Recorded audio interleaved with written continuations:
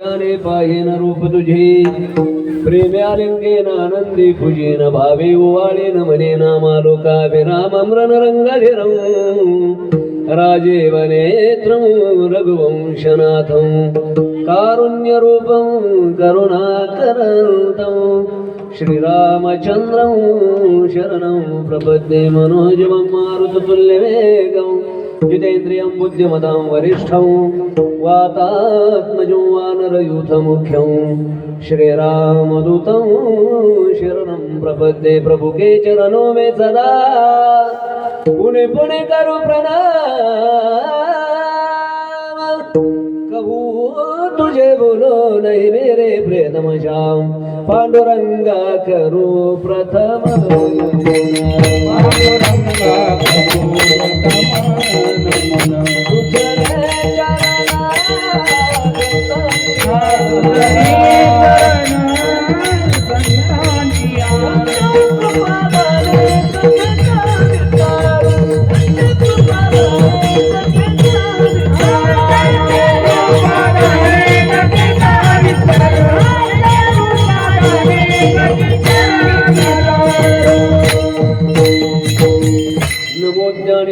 नमो ज्ञानेश्वरा निवृत्ती उदारा सोपान देवा मुक्ताबाई नमो त्रिभुवन पावनी आद्यत्रय जननी देवाची जेथे वसती हरीचे दास पुण्य पिके पापानास घालीन लोटांगण वंदीन चरण डोळ्याने पाहिन रूप तुझे प्रेम्यालिंगेन आनंदे पूजेन भावे वाळीन महिनामा शिवी करता निवडलेला अभंग संत श्रेष्ठ श्री नामदेव महाराजांचा उत्कृष्ट असा 2 चरणाचा बहुतेक सगळ्याच्या पाठातला कीर्तन संपल्यानंतर महाराज सगळ्यात शेवटी म्हटल्या जातं घालीन लोटांगण मोकळं पटांगण लोटांगण घालतात मोकळं पटांगण पाहतात आणि घरी निघून जातात जेठाला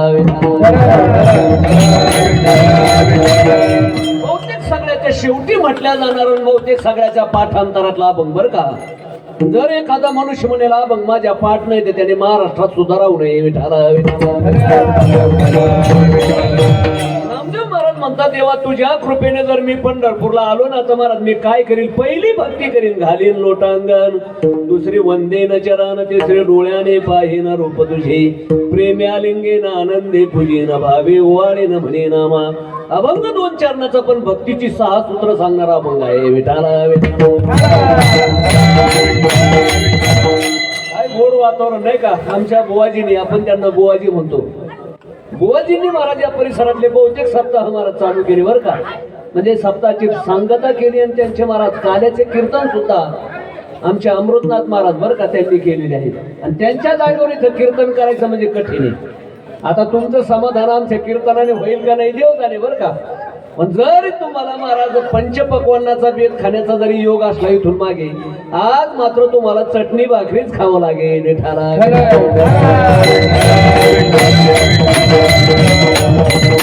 सालाबाद प्रमाणे आपला हा खंड हरिनाम सप्ताह गेले 33 वर्ष बरं का अजून 3 वर्षाने आपले 3 तप पूर्ण होत आहेत अजून 3 वर्षाने 3 तप एक तप जर पूर्ण झालं तर माझ्या माऊलीला विचारा पवित्रचे होया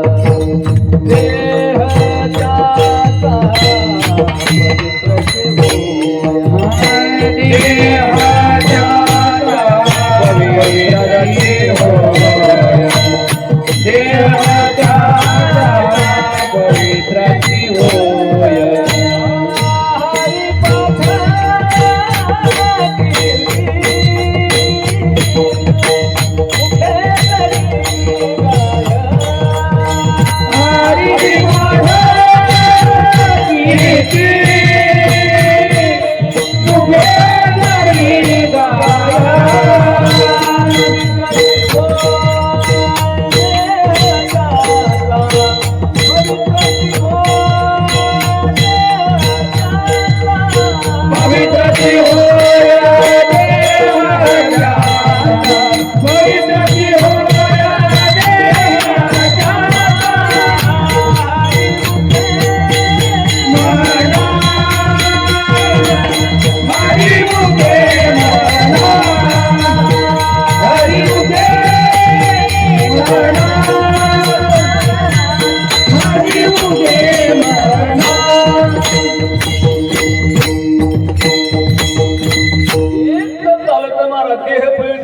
माझ्या नामदेवराने युगाने युग परमार्थ केला. कधी ते भक्त प्रल्हाद झाले, कधी ते अंगद झाले, नंतर उद्धवाच्या रूपात आली, तेच महाराज नामदेवरायाच्या रूपात आले. जगद्गुरु तुका अवतारणामयाचा संप्रदाय सकळांचा इथुण्या मागे बहुता जन्मी हे चिकरितारू आम्ही जन्मोजन्मी आम्ही बहुपुण्य केले, तेव्हा या विठ्ठले कृपा केली.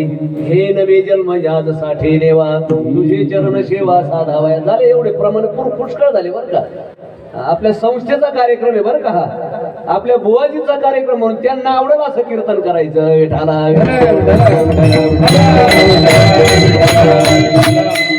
ऐकणारे सुद्धा सगळे मला चांगली मंडळी बरं का. माझे ज्येष्ठ श्रेष्ठ गुरुबंधू, माझ्या संस्थेचे माझे गुरुबंधू मंडळी पण इथे आहेत बरं का. त्याच्यामुळे जशी परमात्मा सेवा करून घेतील आणि जशी बुवाजी माझ्या बुद्धीत टाकतील तसं मी सेवा करण्याचा प्रयत्न करणार आहे बरं का. मी बुवाजीला विनंती केली, बाबाजी आता तुम्हीच माझ्याकडून कीर्तन वधवून घ्या. विठाला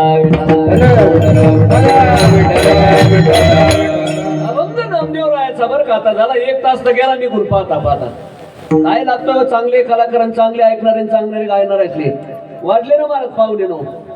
पाहता पाहता गेला 1 तास निघून.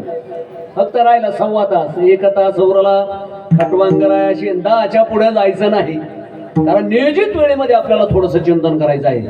नामदेवरायाचा अभंग असून नामदेव महाराज म्हणतात, देवा तुझ्या कृपेने जर पंढरपूरला जन्माला आलो ना, मी 6 प्रकारच्या भक्ती करेन. घालेन लोटांगण, नको त्याच्या पुढे लोटांगण घालायचं नाही.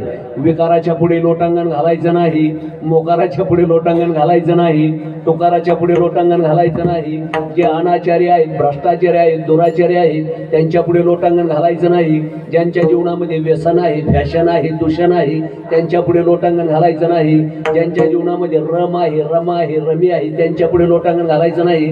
ज्यांच्या जीवनामध्ये झुका आहे, फुका आहे, थुका आहे त्यांच्या पुढे लोटांगण घालायचं नाही. ज्यांच्या जीवनामध्ये सारी आहे, नारी आहे, पैसा आहे त्यांच्या पुढे लोटांगण घालायचं. सारी पाठाने धर्मराजाचं वाटोळ झालं, नारी पाय रावणाचं वाटोळ झालं, पैशा पाय दुर्योधनाचा कोल्हा यायला गेलं. इंद्रचंद्र को क्या का भया सबको मालूम है, नारद की तो भाई नारदी ऐसी नौबत गाजी, अजब झटका मायका डुबाया परमार्थ सबका. नको त्याच्या पुढे जर लोटांगण घातलं, शरण गेलं तर जीवनामध्ये बरबाद व्हावं लागतं. नामदेव महाराज म्हणतात, कुणाच्या पुढे तरी लोटांगण घालण्यापेक्षा देवा जर तुझ्या कृपेने पंढरपुरामध्ये जन्माला आलो ना, या 6 प्रकारच्या मी भक्ती करीन असं या देहाचं महत्व आहे बुवा. म्हणून मला पुन्हा पुन्हा जन्माला घाला अशी महाराज या मानवी जीवनाची मागणी मागणारा फार सुंदर असा गोड अभंग नामदेवरायांचा आहे. विठाला पहिला मुद्दा अभंगाच्या अनुषंगाने जर पाहिला तर आमचे संत महात्मे कोणाला मागतच नाहीत बरं का. पहिला मुद्दा. आणि यदा कदाचित मागत असतील तर त्यांना संत म्हणू नका. विठाला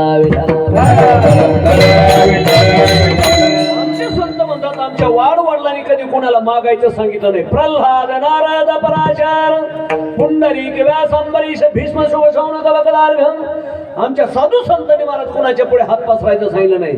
आणि जर यदा कदाचित हात पसरला तर हात पसरी जीने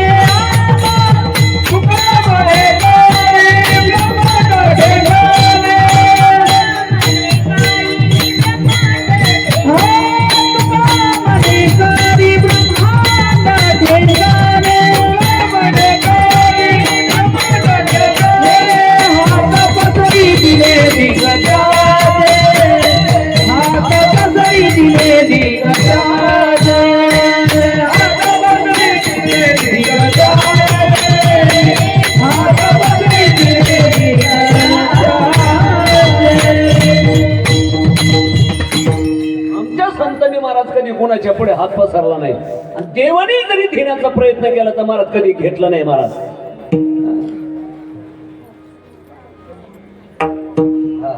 विठाला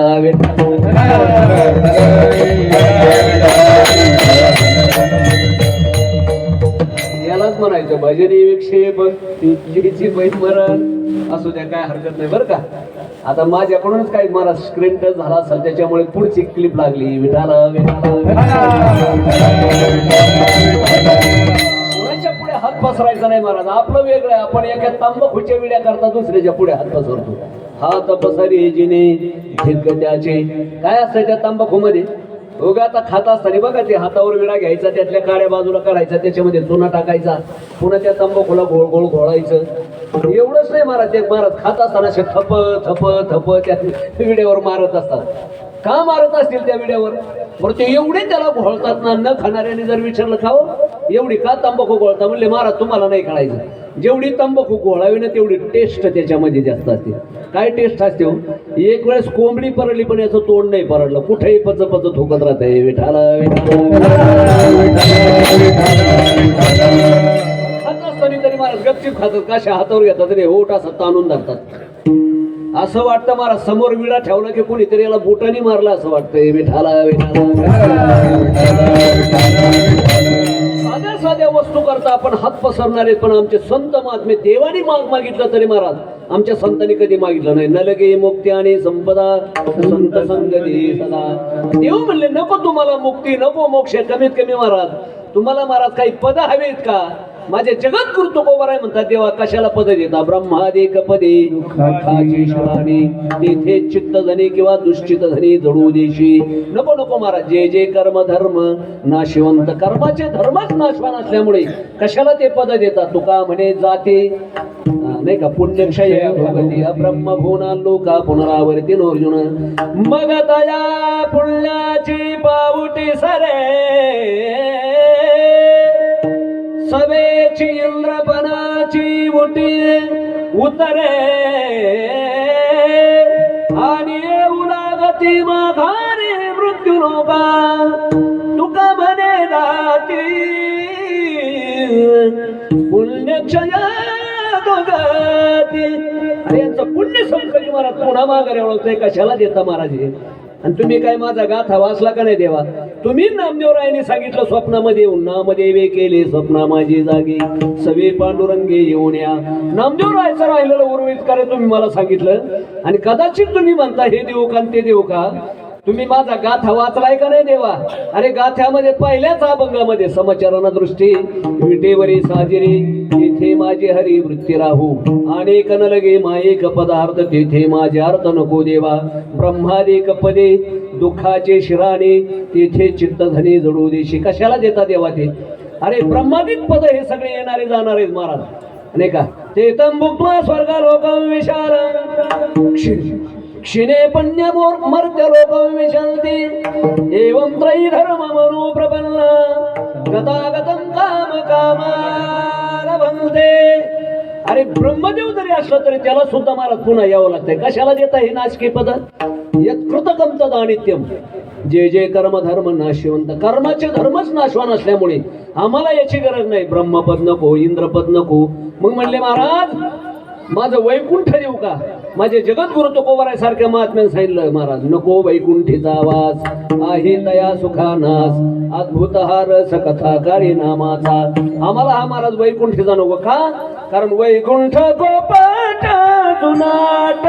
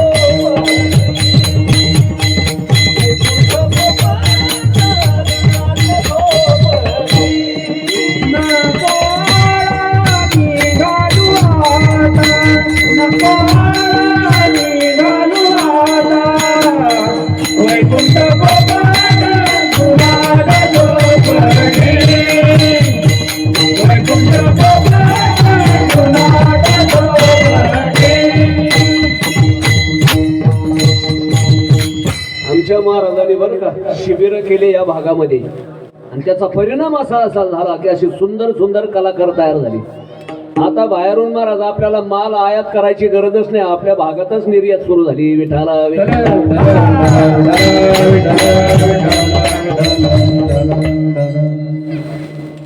खूप सुंदर कलाकार तयार झाले बरं का. अशी जर लेकरं तयार झाली तर मी म्हणतो मला धन्य माता पिता तयाचे सुशिलो मातृपुण्येन जननी जने तो भक्त जने या दाता शूर नाही तो जननी वांज भली मत गमाया नूर. तीन सजावत देश को सती संतावर शूर तीन लजावत देश को कपटी कायरा उर चोर. कपटी कायरा आणि चोर मुलाला जन्म देण्यापेक्षा अशा जर साधू संताला जन्म दिला तर मला त्या मातेची कुस धन्य झाली. मला धन्य धन्य जयाची कुशी ज्ञानदेव जन्मले. सुंदर कलाकार तयार झाले बरं का. म्हणून तो मला धन्यता दिली पाहिजे माता मार्गांना बरं का. याचं कारण आहे मुलगा जर सुशील जन्माला आला की त्याच्या मग आईचं पुण्य असतंय बुवा. विठाला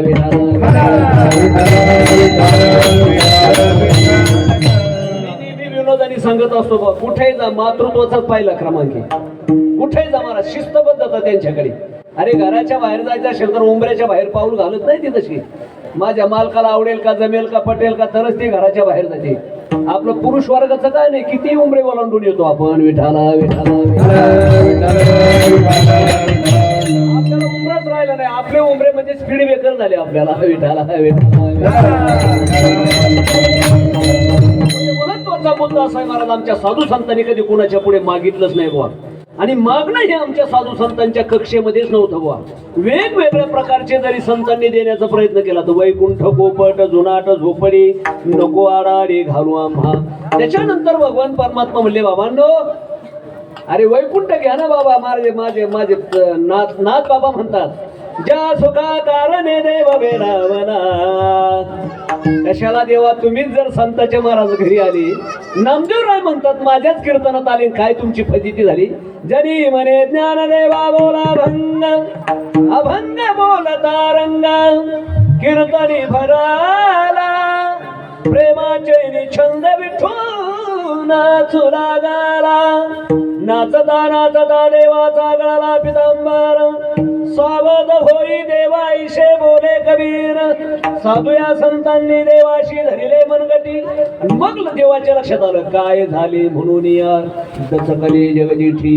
नंतर देवाच्या लक्षात आलं एवढी भक्तीची माहिती कशाला आम्हाला मारा ते मोक्ष मुक्ती ते देतात त्याची आम्हाला गरज नाही. नको ब्रह्मज्ञान आत्मस्थिती भाव मी भक्त तू देवाईशी करी तू माझा स्वामी मी तुझा तू माझा स्वामी मी तुझा पाता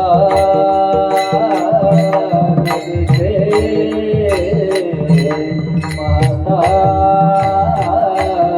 नदिशे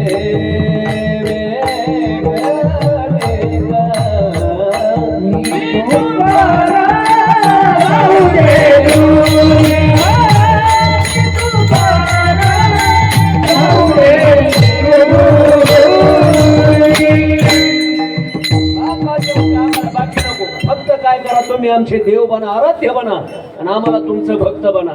तसा नामदेव महाराज म्हणता देवा आम्हाला बाकी काही नको. मला जर तुला द्यायचंच असेल. नामदेवराय महाराज भगवान परमात्म्याच्या मंदिरामध्ये गेले. रोज मंदिरामध्ये जायचे देवाला विनंती करायची दूध पिओ मोरे गोविंदलाला गोविंदलाला गोपाललाला. काय भक्ती हो महाराजांची. फिरविले देऊळा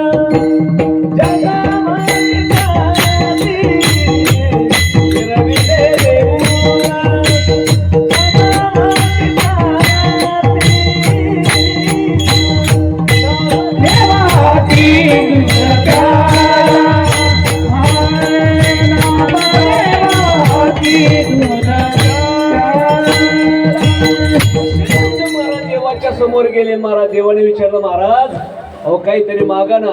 नामदेव महाराज म्हणतात मागतो देवा पण आम्ही जे मागतो ते तुम्हाला द्यावं लागेल. मला काय करा महाराज, तुम्ही जे देता त्याची गरज नाही, मला जे मागायचं ना ते मी तुमच्या पुढे मागतो महाराज. वास दे पंढरी सर्व काळ, बस मला पुन्हा पुन्हा पंढरपुरामध्ये जन्माला घाला.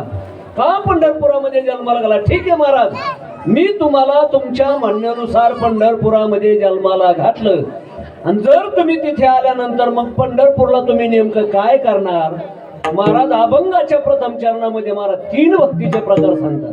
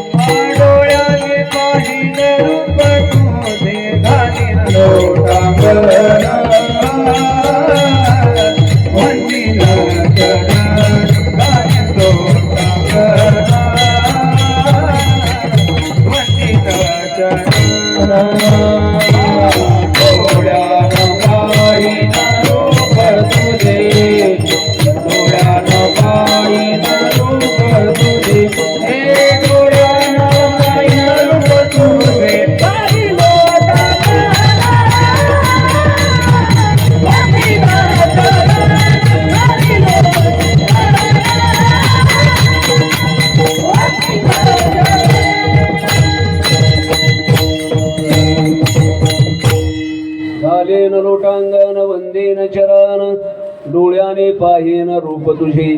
जर तुझ्या कृपेने पंढरपुरामध्ये जन्माला आलो तर महाराज मी पहिली भक्ती करीन, लोटांगण घालीन. मगाशी मी बोलताना बोलून गेलो महाराज, कोणाच्याही पुढे लोटांगण घालायचं नाही. लोटांगणच घालायचं असेल तर फक्त 3 ठिकाणी लोटांगण घालायचं.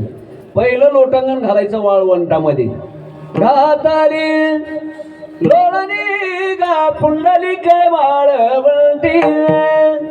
का लोटांगण घालायचं तर महाराज लोटांगणाने अभिमान जातो बर का. ही भक्ती अशी इतकी सुंदर आहे, मोठमोठाल्याला अभिमान झाला. पण ज्यांनी देवाच्या समोर लोटांगण घातलं, कुणाला रूपाचा अभिमान झाला, कुणाला गुणाचा अभिमान झाला, कुणाला कलेचा अभिमान झाला, कुणाला कशाचा अभिमान झाला. पण देवाच्या समोर जी माणसं नम्र झाली ना बाबा, त्यांचा अभिमान गेला ना, अभिमान गेला तुका म्हणे देव झाला. अभिमान फार घातक आहे महाराज परमार्थामध्ये. तिळ भरे जरी होय अभिमान, मिरू तो समान भार देवा. धाडिले गरुडा नेले हनुमंता, ते पाचारिले होवणे सीता. लाजिनले रूपने पालटेता, झाला भीमके आपण राम सीतावो.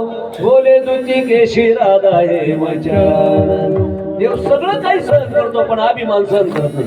गरुडाला अभिमान झाला बालाचा, माझ्यासारखा बलवान कोणी नाही. का या जगामध्ये सगळ्यात बलवान जर कोण असेल तर बलम बलवताच्या. विष्णू सहस्रनामामध्ये महाराज काही संकेत सांगले, बलम बलवताच्या हम. या जगामध्ये सगळ्यात बलवान आहे भगवान परमात्मा. आणि अशा परमात्म्याला मी वाहतो म्हणजे मी किती बलवान, असा अभिमान झाला गरुडाला. आणि मग देवाला महाराज कुणीही जरी असलं तरी सहन होत नाही, पाठवलं हनुमंतरायाकडे. अरे बाबा मी भगवान प्रभू रामचंद्राच्या अवतारामध्ये सांगितलं होतं महाराज की मी तुम्हाला दर्शन देईन कृष्ण अवतारामध्ये. आता कृष्ण अवतारामध्ये गरुड महाराज त्यांचं वाहन होता आणि मग तिकडे पाठवलं. पण आता हे हनुमंतरायच होते.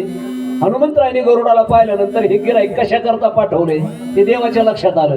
यांना अभिमान झालाय की एवढा मोठा बलवान परमात्मा आणि त्यांना मी वाहतो म्हणजे मी किती बलवान. आणि मग महाराज जाम लांबून सांगितलं, अरे गरुडा इकडे रे. अरे एक माझा भक्त आलेला आहे त्या वाटिकेमध्ये, म्हणजे आपल्याकडे काय म्हणतात त्याला, बगीच्यामध्ये. झाले तेवढ्या माझ्या भक्ताला घेऊन ये. ते म्हणले देवा अरे ढेकून मारायचं आणि तिथं स्टेन गन मशीन गन कशाला, एखाद्या दुसऱ्या भक्ताला पाठवणं म्हणले. अरे जा बाबा इथे कुठे नाही कुणी नाही म्हटले, जा तू घेऊन ये. आणि मग गरुड गेला म्हणले त्याची भाषा तरी नीट आहे का महाराज.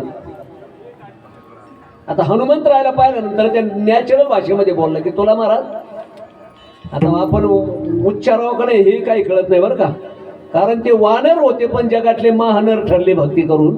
आणि आपण जर त्यांना वानर म्हटलं तर महाराज आपण मोठे माकड होऊ. विठाला विठाला तरुणाची भाषा बिघडली म्हणून महाराज हनुमंतरायाच्या लक्षात आले की कशा करता पाठवले. एखाद्याच्या अंतकरणात अभिमान आला की त्याची भाषाही बिघडते आणि बोलणं चालणं सगळंच बिघडते बरं का. त्याची ती भाषा पाहिली नाही कशा करता पाठवलं हनुमंतरायाच्या लक्षात आलं. हनुमंतरायाने नाटक केलं, अरे बाबा माझं वय झालंय म्हणले, मला जरा ऐकायला येत नाही, जवळ ये म्हटले. काय म्हणतो म्हटले, बैऱ्याचं महाराज त्यांनी रूप घेतलं, जवळ बोलून घेतला आणि असा कानाखाली ठोका टाकला ना त्या गरुडाच्या, एका फटका सरशी देवाच्या चरणावर जाऊन पडला. आणि महाराज नवद्वारे पुरे देहे नाका तोंडातून रक्ताची गुळणी देवाकडे पाहता बंद होतो. देवा अरे घरच्या घरी 2-4 कानाखाली दिले असते तर बरं झालं असतं. कोणते म्हणले भवानर, त्याने एक फटका टाकला तर महाराज नवद्वारे पुरे दे, सगळ्या महाराज द्वारातून रक्त व्हायला लागलं. त्यावेळेस भगवान परमात्मा म्हणतात, अरे बाबा घरच्या घरी जर कान टोचले ते दुखत असतात, ती सोनाराकडूनच टोचावे लागतात. विठाला अभिमान जाण्याची एकमेव भक्ती जर कोणती असेल तर लोटांगण भक्ती. एकदा असं म्हणतात बुवा, कबीरदास महाराज आपल्या त्या मनकर्णिका घाटावर जाऊन भजन करायचे. श्रीराम जय राम जय जय राम, श्रीराम जय राम जय जय राम, श्रीराम जय राम जय जय राम, श्रीराम जय राम जय जय राम, श्रीराम जय राम जय जय राम, असे भजन करायचे. पण योग असा आला एक दिवस, ब्रह्मदेव भगवान शंकर परमात्म्याला भेटण्याकरता काशी क्षेत्रामध्ये गेली. आणि तिथे काय 3 देवाची मीटिंग झाली. मीटिंग झाल्यानंतर पहाटे स्नान करण्याकरता गंगेवर ब्रह्मदेव निघाले. ते 10-12 मंडळी बरोबर घेतले. त्याला काय म्हणतात राजकीय भाषेमध्ये, शिष्टमंडळ. एखादा नेता जर दुसऱ्या देशात जायचा असेल तर त्यांच्या बरोबर 10-12 माणसं असतात, त्याला काय म्हणतात शिष्टमंडळ. बरोबर का. कोणतं मंडळ आपला अधिकार नाही बरं का. असे महाराज ब्रह्मदेव आपले 10-12 काही चेले चपाटे घेऊन गेलेले होते. आणि तिथे गेल्यानंतर महाराज कबीरदास महाराजाचं भजन ऐकलं आणि ब्रह्मदेवाला ते भजन आवडलं. कोणीतरी बोये म्हटले, पौष महिना आहे, थंडीचे दिवस आहेत, थंडीने कुडकुडत होते, दातावर दात आपटत होते, तरी सुद्धा महाराज एका हातामध्ये चिपळ्या, एका हातामध्ये ती एक चालीन असं सुंदर भजन, श्रीराम जय राम जय जय राम. कबीरदास महाराजाच्या समोर महाराज ब्रह्मदेव उभे राहिले. म्हणले महाराज खूप सुंदर गाताय, म्हणले थोडंसं भजन करा. मी थांबतो म्हणले तुमचं भजन ऐकण्याकरता, पण तुम्हाला थंडी लागते म्हणून ती माझ्याकडे शेला आहे म्हटली. एवढा शेला अंगावर घ्या आणि सुंदर असं 1 तासभर भजन करा, ऐकू द्या म्हणले. असं आयुष्यात कधी मला भजन ऐकायला मिळालं. कोण म्हणताय ब्रह्मदेव. पण कबीरदास महाराज म्हणतात, हे बघा तुम्हाला भजन ऐकायचं तर ऐका, पण तुम्ही जो शेला देता ना तो मला देऊ नका. का काही मागणे हे आम्हा अनुचित वडिलाची रीत जाणत असो. आता ब्रह्मदेव महाराज थोडासा जर अभिमानाने युग दुखवला की माणसाला अजून राग येतो बरं का. अरे साधा फाटका बुवा, त्या बोला थंडी लागते म्हणून मी त्याला शेला देतोय. बरं हा शेला म्हणजे खाल्ला नाही, याला निरमा लावा, पावडर लावा, कोणत्या दुसऱ्या नाही नाही नाही नाही असाच शेला की पुन्हा धुवायची गरज नाही महाराज. जसं ते 16 असतं ना, ते 16 सदा 16 असतंय बरं का, पवित्र असतंय, तसा माझा हा शेला. आणि या बोला मी देतोय तरी हा बोवा घेत नाही. म्हणून महाराज त्यांनी आग्रह केला, महाराज एवढा शेला घ्या. ते म्हणले तुम्हाला भजन ऐकायचं तर ऐका, न शेला ऐकायचं तर नका ऐकू, पण तुमचा शेला मला नको. मग ब्रह्मदेवाला असं वाटलं की कदाचित यांनी जर शेला घेतला नाही तर माझ्या बरोबर हे जे 10-12 जण मंडळी आलेले आहेत, हे जर पुन्हा सत्य लोकाला आपण गेलो ना, तिथं गेल्यानंतर म्हणते राला आपला एवढा मोठा राजा आणि एक कोणतो फाटका भाऊ म्हणले, अंगावर साधी लंगोटी सुद्धा नाही, आणि एवढा मोठा महाराज किमतीचा शेला देत होते तरी त्यांनी घेतली नाही. काय किंमत केली आपल्या देवाची, असा तिथं माझा अपप्रचार करतील. म्हणून ब्रह्मदेवानी कबीरदास महाराजाच्या कानाजवळ जाऊन म्हणले, महाराज मला ओळखलं का? मग कबीरदास महाराजांनी थोडंसं भजन बंद केलं. कोण तुम्ही? म्हणले मी कबीर. आपले आता हे असंच व्हायला लागलं बरं का थोडंसं, मी ब्रह्मदेव. मला बी अभिमान झालाय का काय काय कळा ना बरं का, त्याच्यामुळे माझे बी शब्द बिघडायला लागले. विठाला विठाला. कोण तुम्ही? म्हणले म्हणले मी ब्रह्मदेव. म्हणले असाल ब्रह्मदेव, आम्हाला काय घेणं देणं, कशाला आमच्या भांडणात विक्षेप करता? चांगल्या माणसाला भांडणात विक्षेप झाला ना की भजनी विक्षेप त्याची पै मरण. चांगल्या माणसाला भांडणात विक्षेप झाला की त्याला मरण एवढं दुःख होतं. असं म्हणतात. तानसेन नावाचे गायक होते. काय गायक होतो? त्यांनी जर महाराज असा एखादा दीप राग गायला तर दिवे लागायचे, आणि आम्ही कोणताही राग असले की असलेले दिवे फटाफट फुटतात. एवढा फरक आहे नाही का. त्यांनी जर एक ललकारी गायली तर सगळे माणसं ते भावविवर्जित व्हायचे.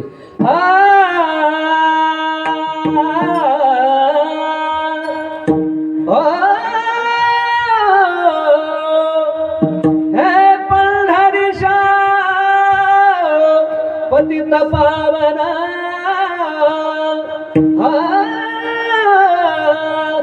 असं काय असं म्हणजे असं नाही बरं का, फक्त काहीतरी प्रतीक म्हणून सांगायचं. पण त्यांनी जर असा राग गायला लोक म्हणायचे वाह क्या बात आहे. ते म्हणले हे बघा हे मध्ये वा म्हणतात ना, हे मला काही सहन होणार नाही देवा. राजाने महाराज हातामध्ये माईक घेतला, सांगितलं बघा कोणी वा म्हणायचं नाही, जर वा म्हणाल तर डायरेक्ट तुम्हाला फाशीवर दिल्या जाईल. सगळ्याला एकमेकाला चिमटे घेऊन म्हणायला लागले, डोळे उघडे ठेवून बघ, नाही तर झोपेच्या नादात आणि गायनाच्या नादात वा म्हणशील आणि नमुनेवारी जाशील. सगळे माणसं महाराज असे सतर्क झाले, बटाट्यावर डोळे करून टुळू टुळू पाहायला लागले. आणि झाला ना राग सोडून महाराज त्याच्यातले 2-4 जण म्हणले वाह क्या बात आहे. त्या गायनाचा प्रभाव झाले, देव भावीवरती झाले. लोक म्हणले यांचे खाण्यापिण्याचे दिवस संपले, गेले नमुनेवारी. आणि मग मात्र महाराज त्या चौघाला इकडे वरती बोलवलं आणि डायरेक्ट महाराज राजाला सांगितलं की या चौघाचा सत्कार करा, आणि बाकीचे विनाकारण वा म्हणत होते ना यांना मंडपात सुद्धा बसू देऊ नका. वेठाला वेठाला. जसं कबीरदास महाराजाच्या भाषणामध्ये ब्रह्मदेव महाराज विक्षेप करतायत की मला ओळखलं का? ते म्हणले कोण तुम्ही? म्हणले मी ब्रह्मदेव. म्हणले असाल ब्रह्मदेव, आम्हाला काय घेणं देणं, कशाला आमच्या भाषणात विक्षेप करता? मग मात्र महाराज ब्रह्मदेवाला राग आला, का रे या कबीरदास महाराजाची निर्मिती सुद्धा मीच केली आणि मी याची निर्मिती केली, माझा अपमान करतो, मी सांगतो मी ब्रह्मदेव आहे. एवढ्यावर महाराज भागलं नाही. ते म्हणले तुम्हाला ऐकायचं ऐकायचं नाही तर इथून चालते व्हा बरं, कशाला आमच्या भांडणात विक्षेप करता? आणि मग मात्र ब्रह्मदेव एवढ्या टायमाला स्नान करायचं सोडून निघाले माघारी. काय बोय म्हटले माझा अपमान केला, मी त्याची कीव करायला गेलो तर त्यांनी माझा जीव घेतला, मला चालता हो म्हणतो. आणि मग महाराज युगो दुखवला, अभिमान दुखवला आणि पाय आपटतच निघाला. तेवढ्यामध्ये ब्रह्मदेव महाराज माघारी निघाले. आता अशा टायमाला नारद येणार नाही ते त्याला नारदच कोण म्हणालो. हा जो पट्ट्या कुठे रद्दच होत नाही त्याला नारद म्हणतात बरं का. पूर्वी एकच नारद होता, आता गल्लीत गल्लीत नारद झाले. विठाला विठाला. पुन्हा माघारी निघल्यानंतर तिथे महाराज नारद म्हणशाल नारायण. काय ब्रह्मदेवा लईच पाय आपटत निघाली. आणि एवढ्या पाठेने एवढ्या महाराज अशा थंडीच्या दिवसात तुम्ही एवढं टेम्परेचर वाढून घेतलं, झालंय काय नेमकं? अरे नारदा तो एक बुवा म्हणले त्या मनकर्णिका घाटावर चांगला भजन करतो म्हणून मी त्याला शेला द्यायला गेलो. बरं त्याने महाराज शेला नको म्हटलं, मी म्हणलं मला ओळखलं का मी ब्रह्मदेव. म्हणले अशाल ब्रह्मदेव, आम्हाला काय घेणं देणं, कशाला भाषणात विक्षेप करता, चालतं भाई तू. आणि मग महाराज कबीरदास महाराज असे म्हटल्यानंतर नारद महर्षी म्हणतात आमचे संत कोणाचा अपमान करत नाहीत. महाराज तुम्हाला तसे सहजासहजी बोलणार नाही, तुम्ही काहीतरी तिथं जाऊन आगावपणा केला असेल. कोण म्हणताय?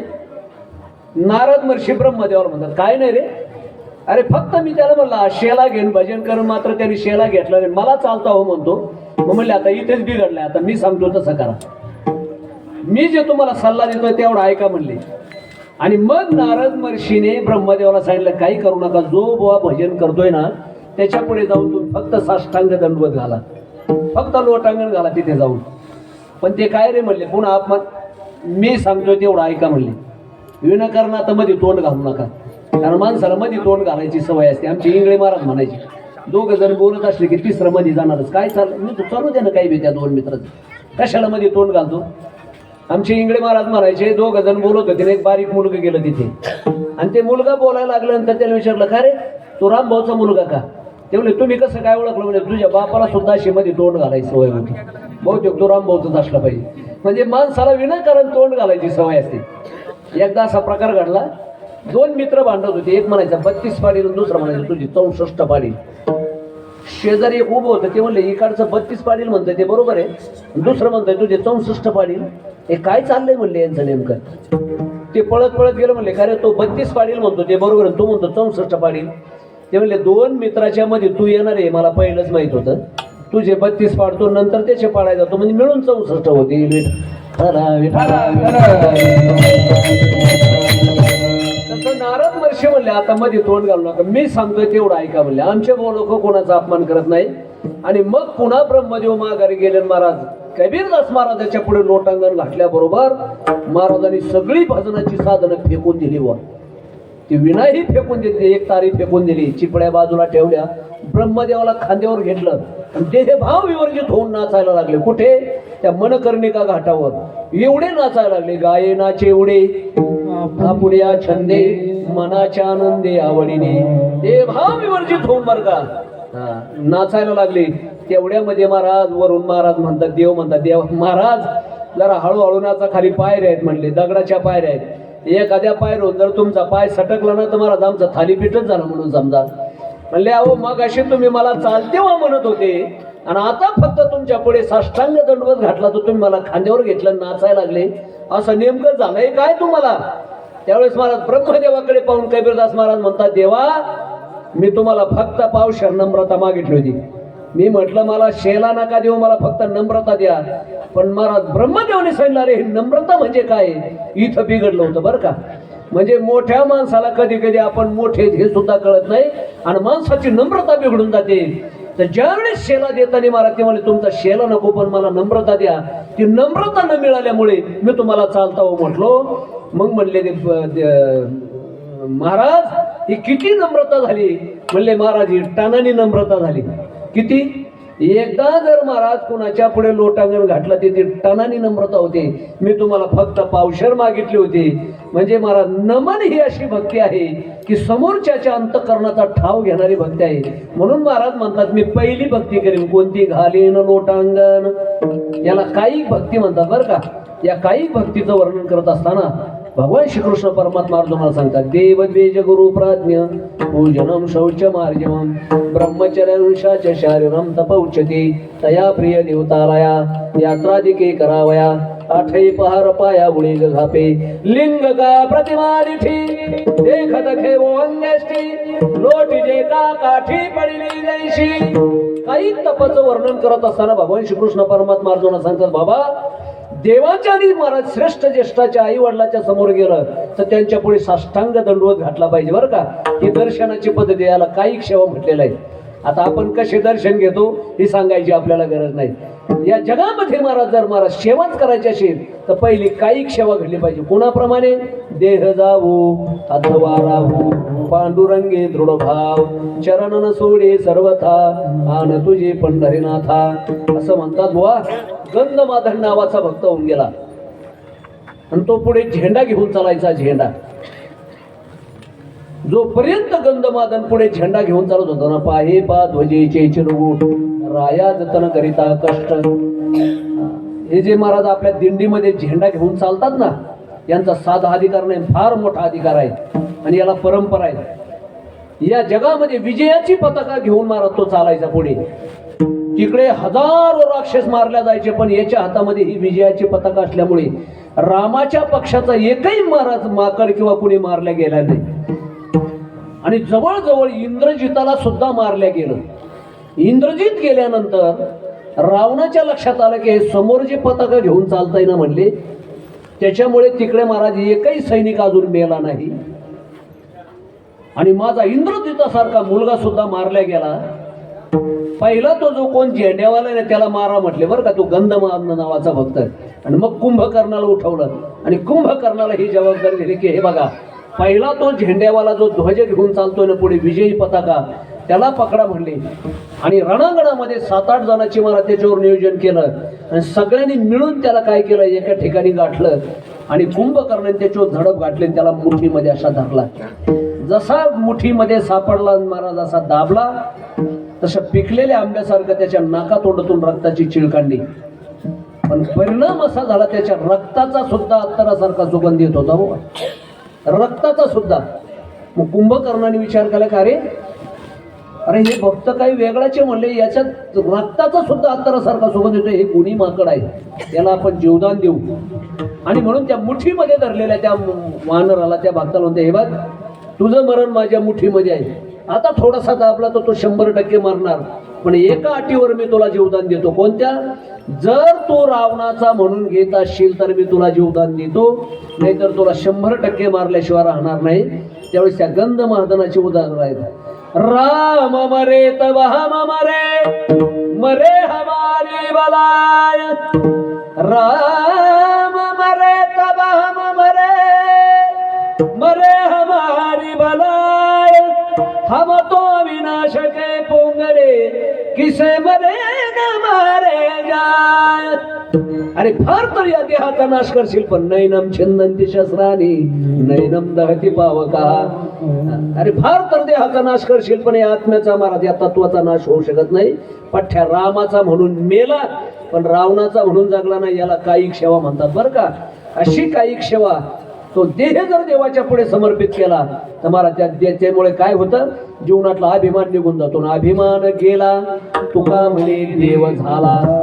ज्याला जीवनामध्ये खऱ्या अर्थाने देवत्व प्राप्त करून घ्यायचे, त्याच्याकडे महाराज ही पहिली भक्ती आली पाहिजे. घालीन लोटांगण, नको त्याच्या पुढे लोटांगण घालायचं नाही. मग अशी मी बोलून गेलो, कोणाला रूपाचा अभिमान, कोणाला गुणाचा अभिमान. आई साहेबाला रूपाचा अभिमान, लक्ष्मी आज उदाहरणच आहेत बरं का बाबा, तुम्ही सांगितल्याप्रमाणे. तुम्ही म्हटले तसंच, आज कोणाला चिंतन आवडो अगर ना आवडो, पण महाराजांनी सांगितलं एखादं प्रमाण सांगा आणि त्याच्यावर एखादा दृष्टांत सांगत चाला. तर बाबाची पसंती आता त्यांच्या म्हणण्यानुसार वागलं पाहिजे. जे गावी केला वास, ज्या देशात जायचं तिथला पासपोर्ट नेला पाहिजे, नाही का, नाही तर मग जेलची हवा खावं लागेल. तसं आता महाराज या कार्यक्रमाचे करते धरतेच तुम्ही आहेत पहिल्यापासून, बुवाजीपासून, नाही का. आता तुम्ही या तरुण मंडळाकडे सप्ताह दिला तर आनंदाची गोष्ट आहे. योग्य वेळी महाराज राज्यकारभार दुसऱ्याकडे दिला पाहिजे. विठाला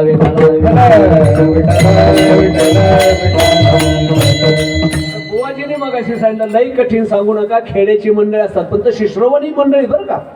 तसं काय आपल्याला दुसरं काय नाही. जसे उदाहरण आहेत, जसा अभंगाचा विषय फक्त दृष्टांत पद्धतीने आज आपण अभंग करू. ते बी तुम्ही म्हटले म्हणून, नाही तर आमची चिंतनाची रेंज संस्थेची वेगळी असते, नाही का बाबाजी, आपली संस्थेची रेंज वेगळी.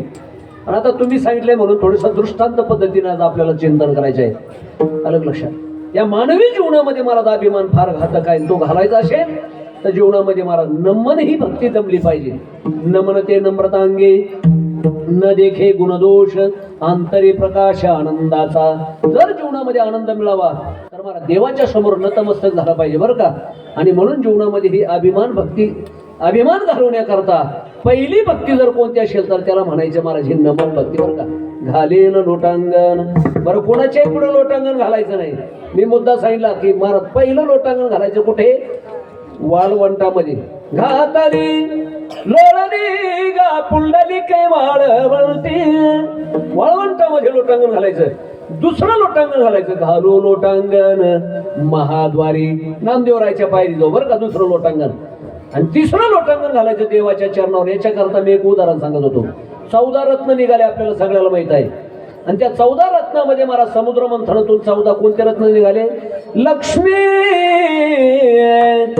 कौस्तुभ पारिजात कसुरा, म्हणायचे का सगळं? अक्षदा वाटलेत का? नको, सगळं नको, आपल्याला फक्त लक्ष्मी एवढं पाहिजे.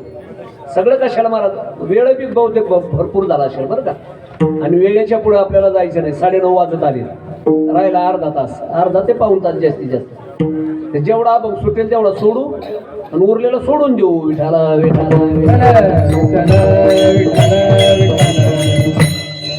14 रत्न निघाली, 14 त्या समुद्र मंथनातून. आणि त्या 14 रत्नामध्ये पहिलं रत्न निघाले महाराज लक्ष्मी. लक्ष्मी, कौस्तुभ, पारिजात, कशुरा, धन्वंतरी, चंद्रमा, असे 14. आता बाकीचे सगळे चॅप्टर देऊ. सगळ्यांनी चांगले चांगले रत्न वाटून घेतले. आता हे राहिलं एक रत्न महाराज. या रत्ना करता सगळे पुढं मान घालायची. वर माला घेऊनच आले होते आई साहेब. 33 कोटी देव चामुंडा, 8 कोटी भैरव. पण आई साहेबांनी महाराज कुठेही पसंती दाखवली नाही. तिला रूपाचा अभिमान झाला की माझ्या रूपाला साजेल असा याच्यात एकही मालक नाही. सगळे महाराज ऋषी मुनी गंधर्व वगैरे सगळे पाहिले. पुढे पुढे गेल्या. पुढे गेल्यानंतर भगवान शंकर परमात्मा दिसली.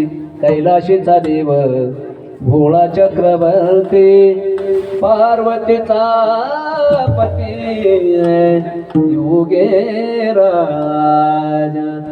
गळा रुंड माळा, खापर हस्तक, राम नाम मुखी, राम नाम मुखी, राम नाम मुखी शोभत असे. तिथे आई साहेब ब्राह्मण झाले नाही का? बहुतेक महिलाला नॅचरल आवड कशाची असते? दागिन्याची. आणि या बाबाने जर 2-4 सर्प अटकावले तर कुठं सांभाळीत बसता म्हणले? बरं, यांचं राहणं म्हणजे कुठं? स्मशानामध्ये. बहुतेक शंकराची मंदिरं कुठं? स्मशानात. आणि जोडीदार भूते वेताळे नाचती. जोडीदार कोण? भूत. बहुतेक भगवान शंकर परमात्म्याला असं वाटलं असेल, मला असं वाटतं, या गावातल्या भूतापेक्षा स्मशानातली भूत परडली बरं का. म्हणून बहुतेक ती भूताजवळ ठेवली जाईल. विठाला विठाला म्हणून आई साहेबांनी विचार केला इथे महाराज आपला संसार सुखी होणार नाही. पुढे गेल्या. पुढे गेल्यानंतर भगवान विष्णू परमात्मा दिसली आणि ती वर माला घालायला गेली. पण तिला रूपाचा अभिमान होता. देवाने महाराज तिच्याकडे पाठ फिरवली. शेवटी तिच्या लक्षात आलं की आपल्याला रूपाचा अभिमान आहे. महाराज तो रूपाचा अभिमान गेल्यानंतरच परमात्म्याने तिचा स्वीकार केला. अलग लक्षात. ते पाय धुवा वयाच्या दैवा पात्र झाली लक्ष्मी वल्लभा.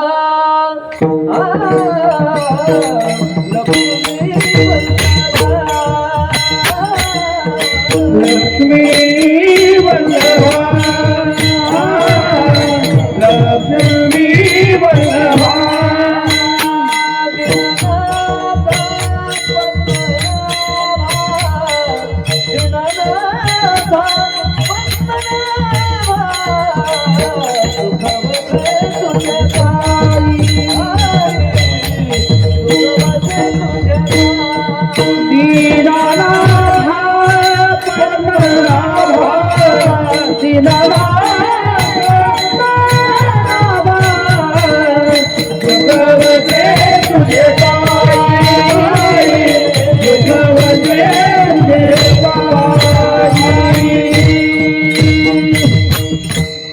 अजून एक आपल्याला अभंग माहिती. पाय लक्ष्मीचे हाती म्हणायचा. पाय लक्ष्मीचे हाती, पाय लक्ष्मीचे हाती, पाय लक्ष्मीचे हाती. असं वाटलं की अंग हलायला सुरुवात होती. उगा एखादा देव उठला की लिंबाना नारळाना तिसराच कार्यक्रम बरं का. त्याच्यामुळे असे प्रमाण नकोच आपल्याला. राहिला ते 1/2 तास आपल्याकडे. पाय लक्ष्मीचे हाती. अलग लक्षात. या रूपाचा अभिमान सोडला महाराज जीवनामध्ये बरं का. म्हणून देवाच्या चरणाची हे अभिमान फार घातक आहे. कोणाला रूपाचा अभिमान, कोणाला गुणाचा अभिमान, कोणाला बलाचा अभिमान, कोणाला कलेचा अभिमान. पण हा अभिमान जोपर्यंत जात नाही ना तोपर्यंत देवत्वाची प्राप्ती होऊ शकत नाही.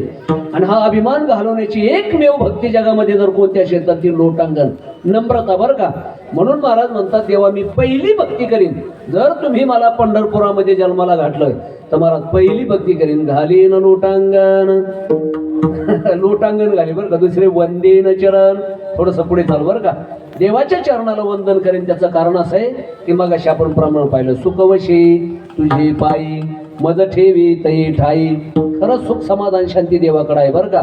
म्हणून आपल्याकडे काही प्रमाण आहेत. सर्व सुखाचे आगर बाप रुक्मादेवीवर, सर्व सुखाचे आगर जनी म्हणे शारंगधर, सर्व सुखाचे आगर तो हा उभा विटेवर, सर्व सुखाचे आगर म्हणे न राणी सोनार, सर्व सुखाचे आगर जनी म्हणे शारंगधर, सर्व सुखाचे आगर तो हा उभा विटेवर, सर्व सुखाचे आगर म्हणे निवृत्तीचा ज्ञानेश्वर, सर्व सुखाचे आगर निळा म्हणे शारंगधर, सर्व सुखाचे आगर म्हणे चोखा महार, सर्व सुखाचे आगर आता नाही पाठांतर. मी जवळ 25 प्रमाण पाठ केले ते बुवाजी बरं का. पण या लॉकडाऊनमुळे महाराज असे 10-12च पाठ राहिली. विठाला विठाला या जगामध्ये महाराज सर्व सुखाचा आगर जर कोण असेल तर महाराज सुखवशी तुझी पायी मज ठेवी तई ठाई. देवाच्या चरणावर नाम देवाच्या स्वरूपामध्ये खरं सुख आहे. म्हणून रूप पाहता लोचनी सुख झाली हो साजनी. काही मंडळी म्हणतील देवाकडे सुख आहे. आम्ही पिढ्यानं पिढ्या परमार्थ केला, वारीला गेलो, आम्हाला ते महाराज रूप कधी रूप नीट दिसलंच नाही. आणि आमच्या ज्ञानोबरांनी वर्णन केलंय सुंदर ते आपलं तुकोबर आहे. सुंदर ते ध्यान उभे विटेवरी कोणत्याही अवतारामध्ये बघावं राजस सकुमार.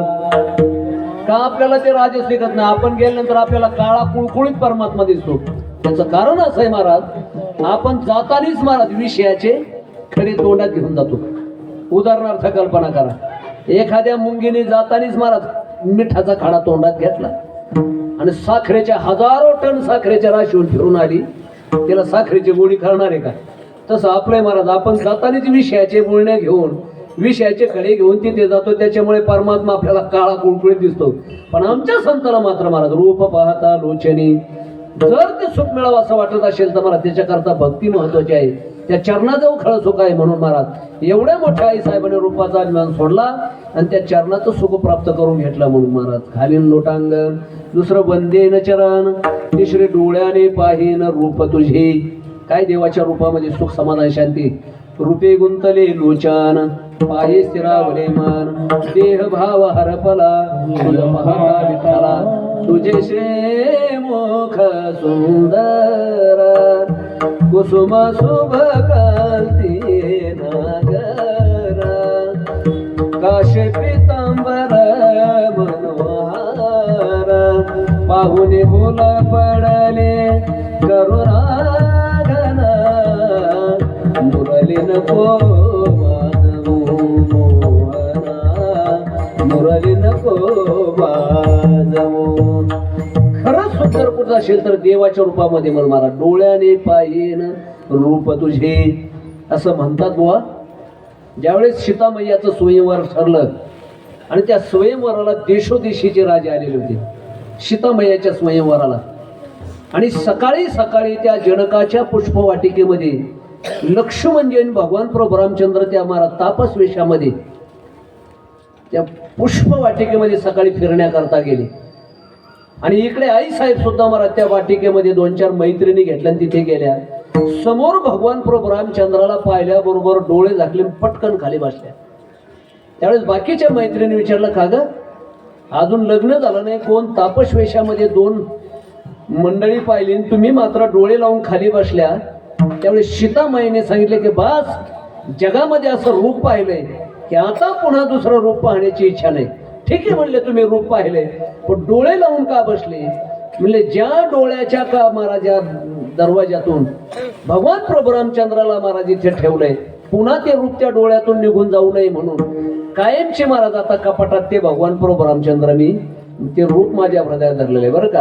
हात छोड़ कर जात है प्रभू अंतर जानत ये हृदय से जाए तो मर्द कहेगा तो. असे कितीतरी संत महात्मेत मला देवाला कायम स्वरूपी आपला अंतकरणात धरला बरं का. माझे हनुमंतराय ठरलं ना महाराज. हनुमंताने राम सीतामाईने विचारलं, खरे तुझ्या तरी अंतकरणात तो राम आहे का? छाती विदीर्ण केली पंचायतन दाखवलं. विठाला विठाला हरिला पंढरीचा चोरा, हरिला पंढरीचा चोरा. अशी रूप विषयामध्ये महाराज जी रममान झाली ना, त्यांना सुद्धा आनंद मिळाला. घालीन लोटांगण, तिसरी भक्ती. पहिली भक्ती घालीन लोटांगण, दुसरी वंदेन चरण, तिसरी डोळ्याने पाहिन रूप तुझे. देवाच्या रूपामध्ये सुख समाधान शांती मिळणारी महाराज खूप सुंदर भक्ती आहे. या 3 प्रकारच्या भक्ती करीन. एवढंच नव्हे, माझे महाराज म्हणतात अजून 3 प्रकारच्या भक्ती अभंगाच्या द्वितीय चरणामध्ये. प्रेमी आलिंगन आनंदे बुद्धीन, प्रेमी आलिंगन आनंदे बुद्धीन, प्रेमी आलिंगन आनंदे बुद्धीन, प्रेमी आलिंगन आनंदे बुद्धीन, प्रेमी आलिंगन आनंदे बुद्धीन, प्रेमी आलिंगन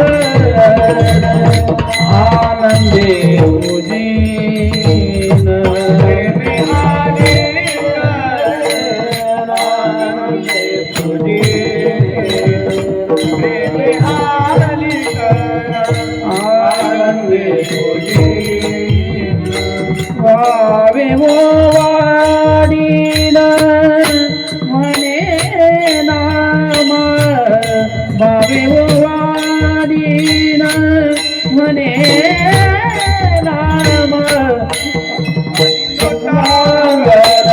वंदिन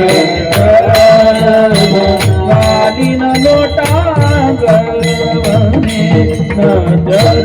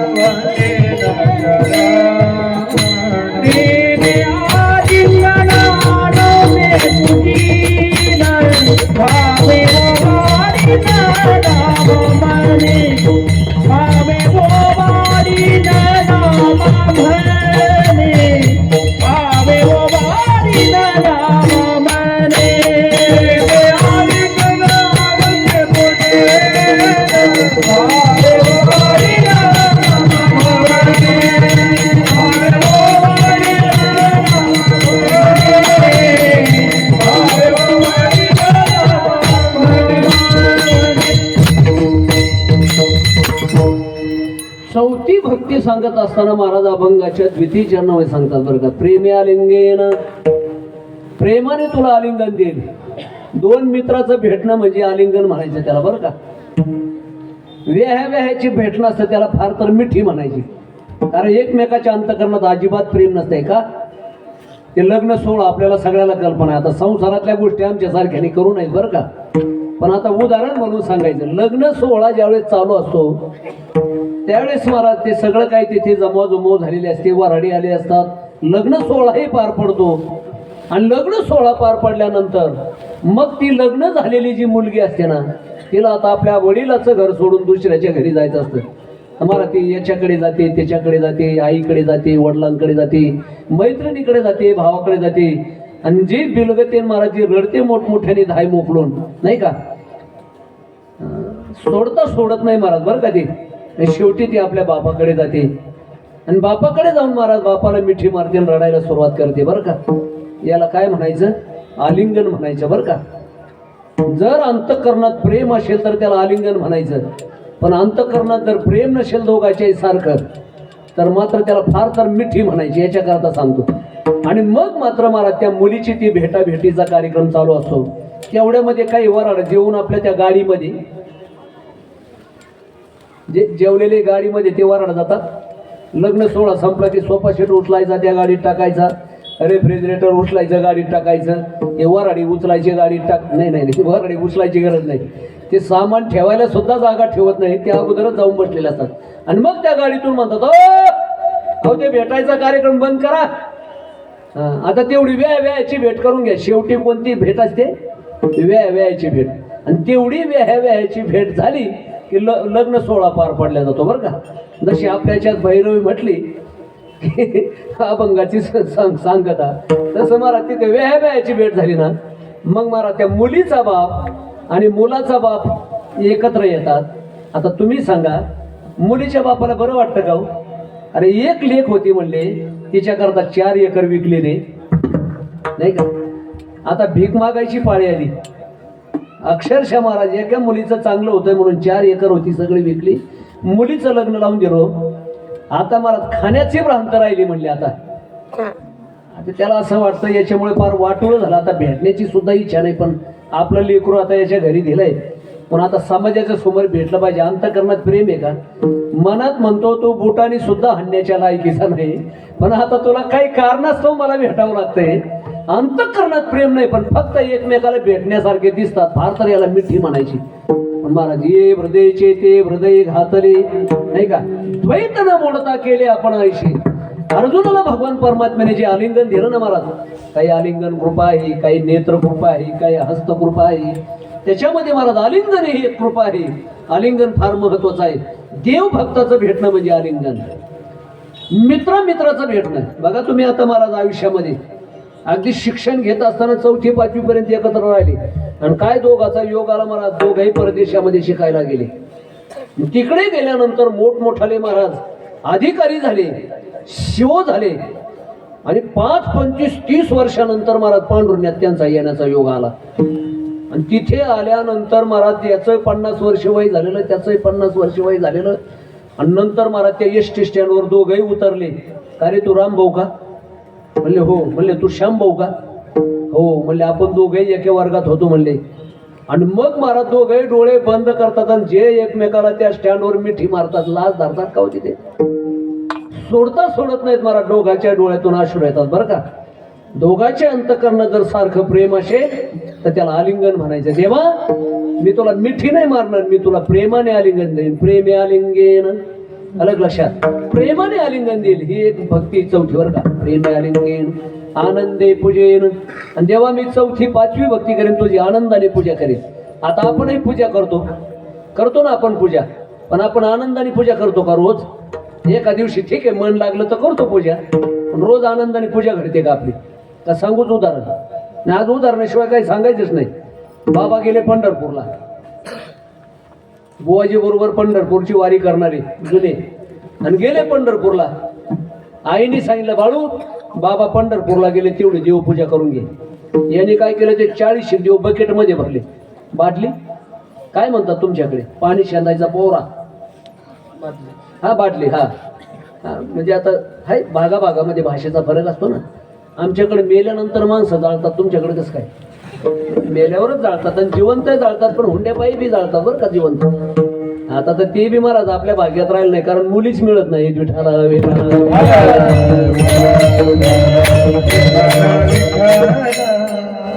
बाबा पंढरपूरला गेले म्हणून सांगितलं बाळू तेवढी देवपूजा करून घे. यांनी काय केलं, ते 40 देव बकेटमध्ये भरले बादलीमध्ये आणि गेलं विहिरीवर. कधी पूजा केलेली नाही. ते 40 देव विहिरीवर नेले, असे पाण्याचे ते 9 परस विहीर पाहिले आणि त्याच्यामध्ये ती बादली खाली सोडली. असे शेंदून खालीवर केले. तासभर आंघोळ घातली. नंतर त्याने मला ते वरती काढल्यानंतर पाहिले मोजून, तर पाण्याच्या उसळीने पत्र्याचे देव होते ते गेले होते तळाला.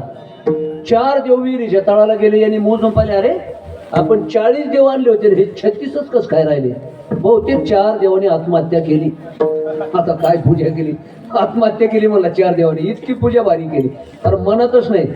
परमार्थ हा मनात असावा लागतो. आवडी ते प्रत्येक रेटे आधी मनोनी ते उठे, मग वाचा देठी कराशी. गोपिकेच्या मनात होतं म्हणून डोक्यावर हंडा घ्यायच्या दिशेल त्याला विचारायचे, यही मेरा श्यामाया है न गोकुल में पता पाया है, न वृंदावन में नजर आया है, कोई कहीं और प्रभु मन की आवन की मन भावन की, मन के हारे हार है मन के जीते जीता, मन ही मिलावत राम को मन ही करत भजित. मनामुळेच राम भेटतो, मनामुळेच भजित होते बरं का. मन जर चांगल्याच्या संगतीत गेलं तर मला त्याचं सुजलाम सुफलाम जीवन होतं. तेच मन जर वाईटाच्या संगतीमध्ये गेलं तर जीवनामध्ये बरबाद करून टाकतं. आमच्या भागामध्ये असा एक प्रकार घडला. आमच्या भाषणातला एक मनुष्य कसा गांजाड्याच्या तावडीत सापडला आणि मला 70 एकर शेती 10 वर्षामध्ये 60 एकर विकून पेला. किती? 60 एकर. आमच्या गावात घडलेली घटना बुवा. 70 एकर शेती, 60 एकर आणि 4 मुलींनी 1 मुलगा होता. आमच्या भजनी मंडळाने त्याला एक दिवस गाठला. म्हणले अरे कमीत कमी 2-2 एकर विकून ह्या मुलीचे लग्न होतील आणि त्या लेकराला कमीत कमी 2 एकर राहील. म्हणले 10 एकर राहिले तेवढी ठेव. पुन्हा माळ घातली, पुन्हा भाजनात आला. महाराज अशी संगतीची ताकद आहे.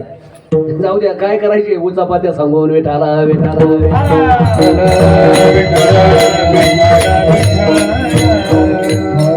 आपल्या उदाहरणाकडे येतो. आणि मग मात्र महाराज ही अशी कठीण परिस्थिती त्यांनी पाहिली.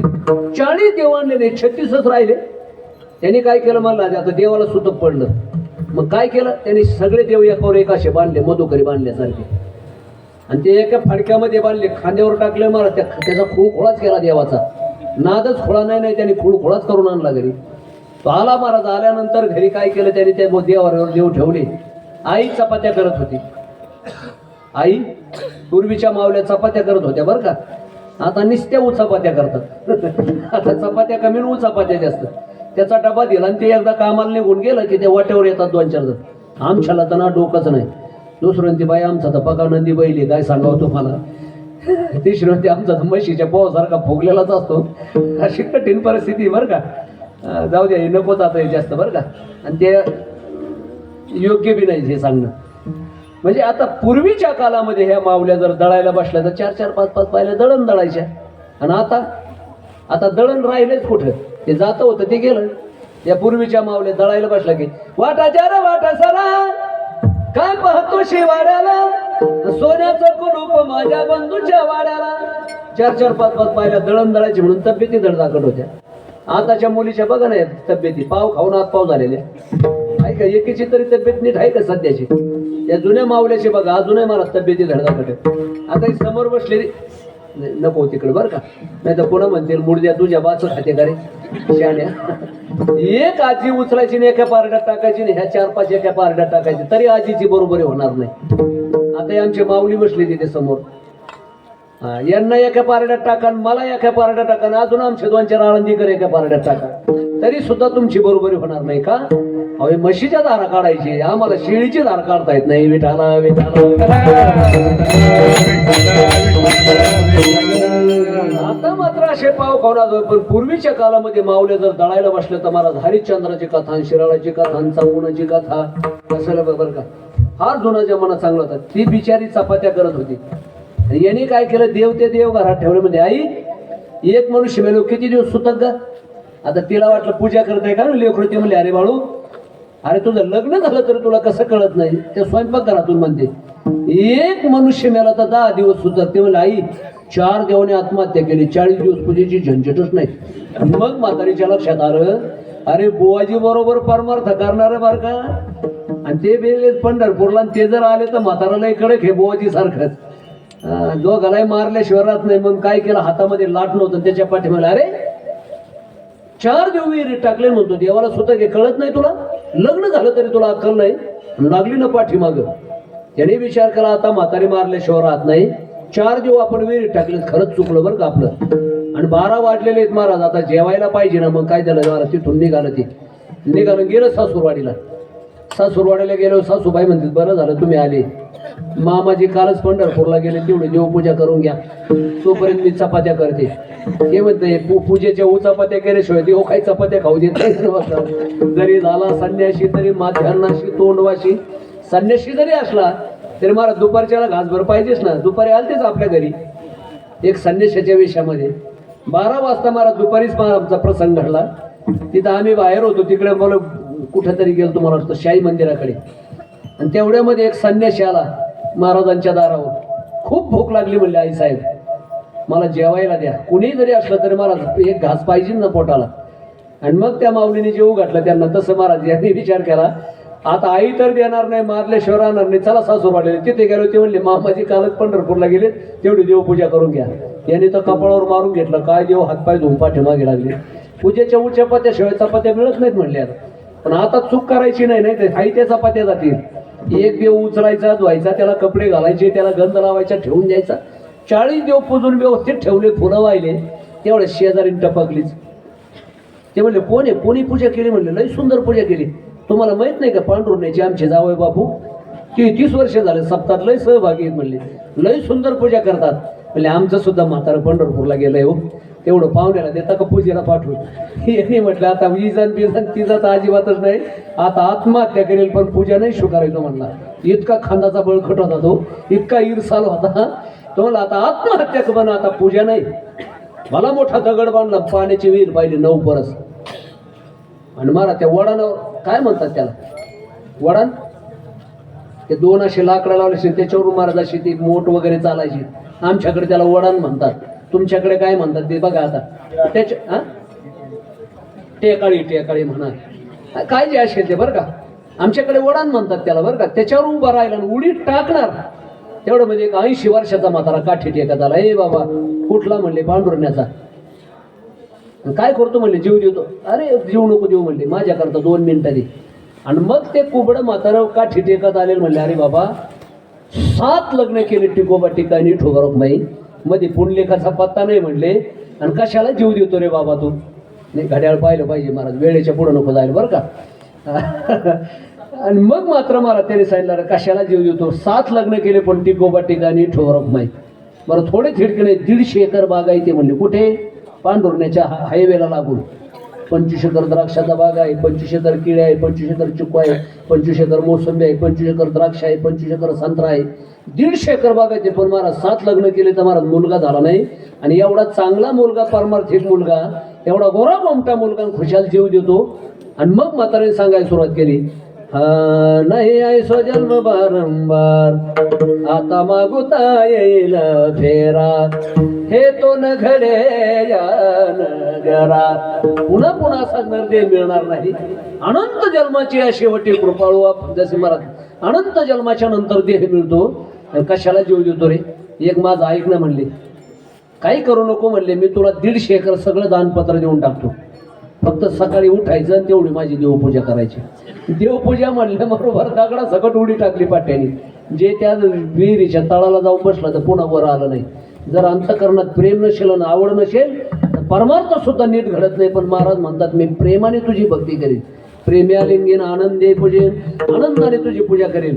कुणी तुझी पूजा महाराज तेलाने करेल, कुणी तुपाने करेल बरं का. पण मी मात्र महाराज नामा म्हणे जीवे करेन लिंबलोन, विटे सहित चरण उवाळेन.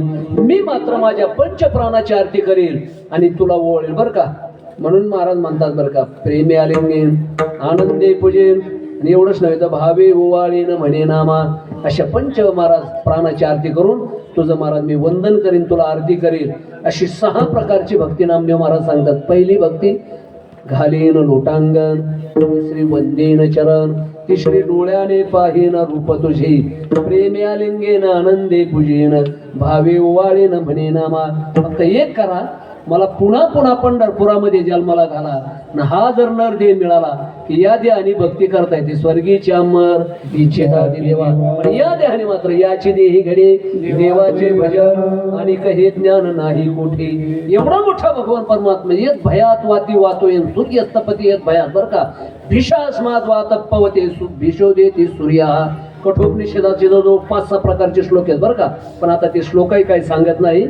या जगामध्ये चाले हे शरीर, कोणाचे आसक्ते, कोण बोलावे ते हरिवे, देखावे ऐकावे का नारायण, तयाचे भजन चुकू नये. या जगामध्ये महाराज विश्वाचा मालक जर कोण असेल तर गतीर भरता प्रभू साक्षी निवास शरण प्रभू प्रलय स्थानम निधानम बेजमवे, पर्वते वैसगान संडावे, समुद्रे रेखा ओलांडावे, पृथ्व्या भूते व्हावी आज्ञा माझी. तुझे सत्तेने वेदाशी बोलणे, सूर्याशी चालणे, तुझे याबळ तुझे याबळ तुझे याबळ ऐसा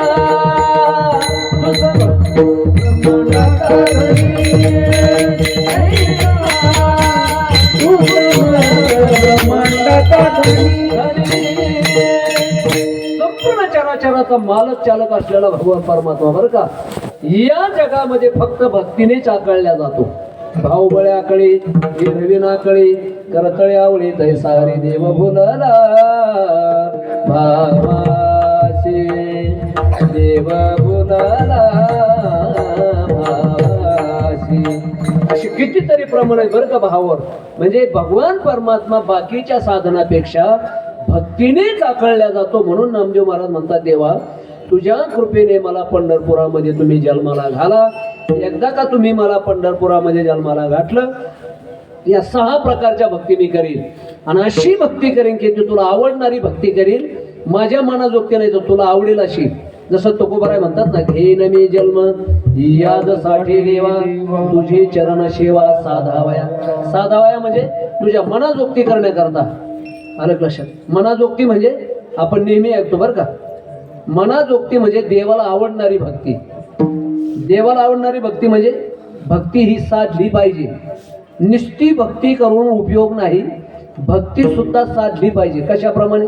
उदाहरणार्थ कल्पना करा, एकच कणकीचा तो मोठा गोळा, तेव्हा आमच्याकडे उंडा म्हणतात त्याला. तो गोळा घेतला आणि त्यातली अर्धी कणिक एखाद्या 60-70 वर्षाची मावली आहे तिच्याकडे दिली, आणि एखादी त्यातली अर्धी कणिक ती चपात्या करण्याकरता एखाद्या बारीक छोट्याशा मुलीकडे दिली. कोणाच्या चपात्या चांगल्या होतील? आजीच्या.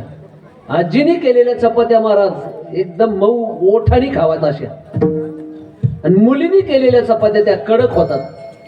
कडक होतात म्हणण्यापेक्षा जर त्या डब्यात भरून दिल्या ना, डबा जर उघडला त्याचं टोपण काढलं का अशा फणा काढतात त्या अशा कडक. एकच कणकीतल्या गोळ्यातल्या महाराज त्या चपात्या, पण एकीच्या मात्र चपात्या साधल्या, दुसरीच्या मात्र त्या बिघडल्या बरं का. त्याचं कारण असं, तसं भक्ती करताना सुद्धा जरी भक्ती नावाची जरी सूत्र एकच असलं, वेगवेगळ्या प्रकारची भक्तीची सूत्र असली, पण त्याच्यामध्ये जर भाव असेल, भावाचे कारण तुका म्हणे आन विठोबाची, आणि तो भाव फक्त या देहामध्ये आपल्याला मिळतो. म्हणून महाराज म्हणतात, देवा मला या मानवी जीवनामध्ये जन्माला घाला.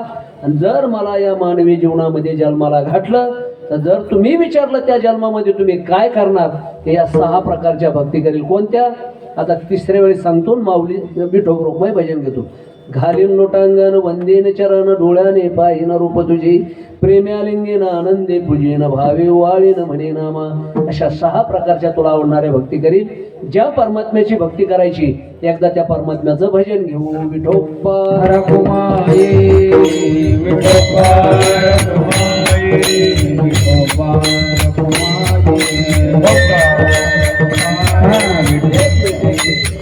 जेवढी पुरुष मंडळी ना, आता आपली लाईव्ह चालू आहे सध्या, पूर्ण शहरातली मंडळी पाहतात. जेवढी पुरुष मंडळी त्यांनी एकदा वरती हात करा, म्हणजे सगळे शहरातले लोक आपला कार्यक्रम हा भजन केलेलं, भक्तिभावाने महाराज पूजन केलेलं पाहतील बरं का. सगळ्याला पाहायला मिळेल. फक्त आमचे पुरुष वर्ग ज्यांच्या हातामध्ये बांगड्या नाहीत असे बस करा वरती हात बरं का. राहू द्या असे रात्रभर. नाही